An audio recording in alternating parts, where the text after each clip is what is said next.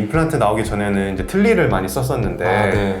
이제 임플란트 없이 나중에 그냥 틀니 하면 안 되냐라고 하면서 이제 틀니랑 임플란트랑 어떤 차이가 있느냐 이렇게 물어보시는 분도 계시거든요. 네. 가장 큰 차이점은 차이가 제일 큰 거거든요. 안녕하세요. 의사임당의 윤재현, 박기욱입니다. 네.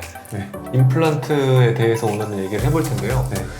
임플란트 하면 좀 선입견을 갖고 계시는 환자분들이 좀 많으세요. 주변 지인들도 제가 네. 치과의사라고 하면 이제 물어보는 주제 중에 또 이게 하나가 되는 것 같은데 네, 임플란트를 꼭 해야 되는지 이걸 네. 되게 궁금해 하시는 분들이 좀 있으시더라고요. 네, 맞아요. 내용을 바꿔보면은 임플란트를 하게 되는 경우는 결국 이가 없을 때 임플란트를 하게 되는 건데, 임플란트를 안 한다는 거는 결국에는 이가 없이 지내는 게 어떠냐, 이 얘기로 바꿔서 제가 이해를 할 수 있을 것 같아요. 그래서 이가 없이 지냈을 때 생기는 문제를 간단하게 세 가지로 요약하면은, 첫 번째로는 씹는 힘에서 치아가 부족해지기 때문에 주변의 다른 치아들에 무리가 가게 됩니다. 예를 들어서 오른쪽에 이가 몇 개 빠져있는 상태에서 그대로 지낸다면은 반대쪽으로 씹는 습관이 생길 수밖에 없겠죠. 그렇죠.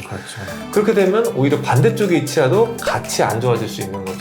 둘이서 일을 하던 거는 이제 혼자서 일을 하면은 그렇죠. 아무래도 과부하가 걸리겠죠. 그렇죠. 네. 치아가 없는 채로 지내게 되면은 주변에 있는 치아들이 움직여서 그 빈 공간을 메우려는 성질이 있습니다. 주변에 있는 치아는 그 빈 공간을 메우기 위해서 쓰러지게 됩니다. 네.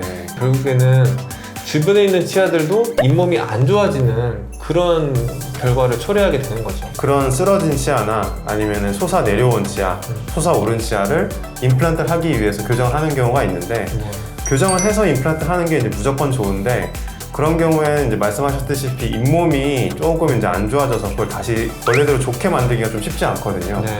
그래서 치아가 없을 때 바로 임플란트 하는 게 저도 괜찮다고 생각이 들더라고요. 말씀하신 것처럼 교정 치료도 필요하게 되고, 그러면 시간과 비용이 더 늘어나게 되는 거잖아요. 그런 일이 생기기 전에 미리 임플란트를 하는 게 훨씬 효과적인 치료법이 되겠습니다. 세 번째로는 예를 들어서 앞니가 부러지거나 앞니가 깨져서 빠졌어요. 근데 앞니 없는 채로 지내면은 보기에 좋지 않겠죠. 맞죠? 예. 그래서 이 심미성, 이 심리적인 이유로도 임플란트 치료가 꼭 필요한 상황도 있겠습니다. 임플란트 나오기 전에는 이제 틀니를 많이 썼었는데 이제 임플란트 없이 나중에 그냥 틀니 하면 안 되냐라고 하면서 이제 틀니랑 임플란트랑 어떤 차이가 있느냐 이렇게 물어보시는 분도 계시거든요. 네.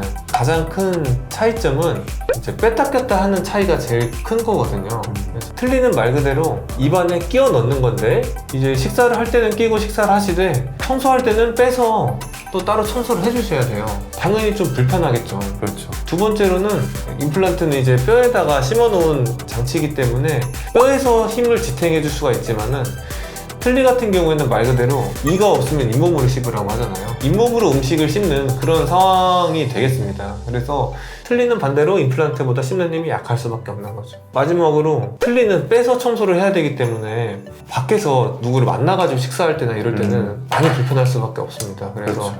사회활동에서 조금 자신감이 떨어질 수도 있고 여러 가지 불편감이 있습니다. 근데 이제 임플란트 하는 걸 또 두려워하시는 분들이 무서운 게 좀 크거든요. 그래서 무서워서 그냥 난 그냥 틀니 하겠다. 너무 무섭다 임플란트가. 무서운 거에 대해서는 또 어떻게 하면 좋을까요?